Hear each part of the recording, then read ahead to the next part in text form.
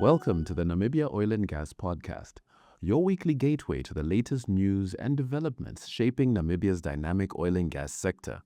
It's Friday 26, 2026, and I'm Harrison Musimuko with the latest news, updates, and insights from the Namibia oil and gas industry. Let's dive in. This week's top headlines. Aune Amutenya appointed Acting Petroleum Commissioner, Atlantic Advances Namibia Exploration Program. Stamper highlights growing promise of the Walvis Basin. Tower Resources awaits final approval for Namibia farm-out. Namibia's oil and gas industry is evolving. Are you ready to lead the way? RD Namibia Energy Consultancy is your trusted partner in natural resources media management, data analytics, and stakeholder engagement. We're building a first-of-its-kind resource hub, shaping the future with cutting-edge digital assets. Whether you're a local enterprise or an international investor, now is the time to connect. Partner with RD and navigate Namibia's energy sector with confidence. Visit www.namibiaoilandgas.com today. Aune Amutenya appointed Acting Petroleum Commissioner. The Ministry of Industries, Mines and Energy has appointed Aune Amutenya as Acting Petroleum Commissioner, effective 2nd June 2026. The appointment was announced by Modesta Samuse in accordance with the Petroleum Exploration and Production Act and marks an important leadership transition within Namibia's upstream petroleum sector. Amutenya previously served as Deputy Director of Petroleum Exploration and Production and now assumes the role following the departure of Maggie Shino from the position. Shino will remain within the ministry as Director of Upstream Petroleum Affairs, providing continuity as Namibia continues to manage increasing exploration activity and investment across its petroleum sector. Atlantic Advances Namibia Exploration Program.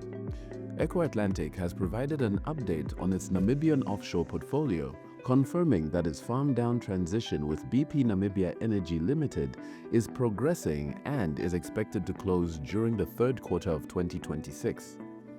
Once completed, BP will acquire a 60% interest in PEL 97, 99 and 100 while providing significant funding support for future exploration activities. The company is preparing for major exploration programs, including seismic regression on PEL 97 and the acquisition of more than 3,000 square kilometers of 3D seismic data across PEL 99 and 100.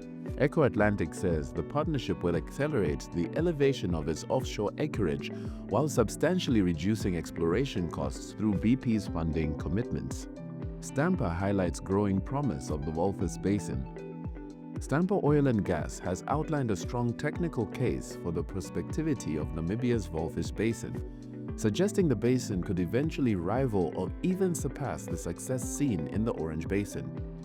Presenting at an industry conference in Windhoek, the company's technical advisor highlighted geological characteristics that may favor oil generation, preservation, and reservoir quality across large areas of the basin. According to Stamper, the Walvis Basin exhibits less structural complexity than the Orange Basin and may offer improved resource conditions and stronger oil potential. With BP and Chevron already positioning themselves in the basin and additional seismic surveys planned for later in 2026, industry attention is increasingly shifting northwards as companies seek to unlock Namibia's next major offshore exploration frontier. Tower Resources awaits final approval for Namibia farm-out. Tower Resources plc says it is approaching the final stage of its farm-out transition in Namibia and expects ministerial approval in the coming days. The company confirmed that all other conditions presented have been satisfied, making government approval the last remaining requirement before the transition can be completed. Tower stated that it has been working closely with the ministry and the upstream petroleum unit within the presidency to finalize the process. Once approval is granted, the company expects to issue a notice of completion and formally conclude the farm-out. Management believes recent organizational changes within Namibia's petroleum regulatory framework will improve efficiency and support future industry growth as exploration activity continues to expand. Thank you for listening to this week's episode of the Namibia Oil and Gas podcast. I'm Harrison Musimuko.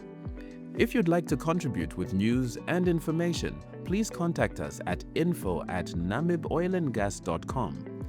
For more news, information, resources, and updates of the week, visit www.namibiaoilandgas.com.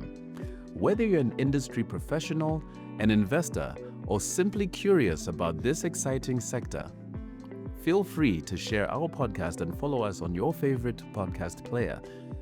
Join us next time as we continue to explore the top stories driving Namibia's energy future.